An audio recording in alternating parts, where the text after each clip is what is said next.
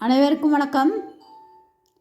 Tamil KSR சேனலில் தொடர்ந்து கண்ணதாசனுடைய அனுபவ மொழிகள் என்று சொல்லக்கூடிய தலைப்பில் தான் பார்த்துக்கிட்டு இருக்கோம். அதில் இன்றைய அனுபவ மொழிகள்.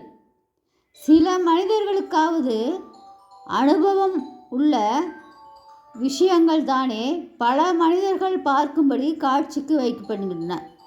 அதாவது ஒரு சில மனிதர்களை சான்றோர்கள் அறிவுரை சொல்லியிருக்காங்க, நூல்கள் இயற்றிருக்காங்க அப்படின்னு சொன்னால், தங்களுடைய வாழ்க்கை அனுபவங்களை சொல்லியிருக்கார் அப்படின்னு சொன்னால், அவர்கள் சொல்லக்கூடிய நிலை பல மனிதர்களுக்கு பயன்படக்கூடியதாக இருக்கும் என்ற கருத்தில் அது சொல்கிறார். நீந்த தெரியாதவன் ஆற்றில் விழுந்தால் ஆறு போகும் போக்கில்தானே போயாக வேண்டும். வாழ்க்கைக்கு ஒரே அளவுகோலை வைத்துக்கொண்டு எவ்வளவு நாள் தான் அந்த சாலையில் பயணம் போவது? வாழ்க்கையில் எது சரி எது தவறு என்பதெல்லாம் கால நேரத்தையும் சந்தர்ப்பத்தையும் பொறுத்தது. நேரத்தை பொறுத்து நியாயங்கள் மாறும்.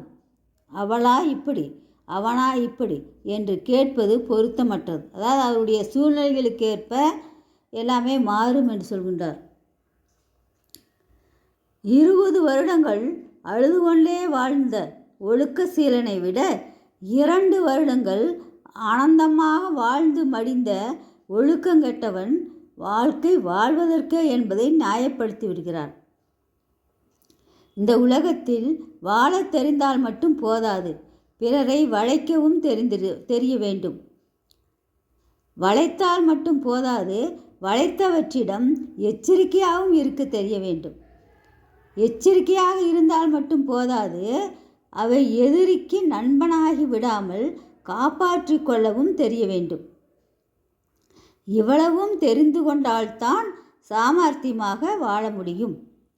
பசி காமம் இரண்டு வகை தேவைகளையும் சுலபமாக தீர்த்துக்கொள் என்று சொல்லக்கூடிய கருத்து. இதை தொடர்ந்து இந்த கருத்தினுடைய தொடர்ச்சி அடுத்த பதிவில் பார்ப்போம். நன்றி, வணக்கம், வாழ்க வளமுடன்.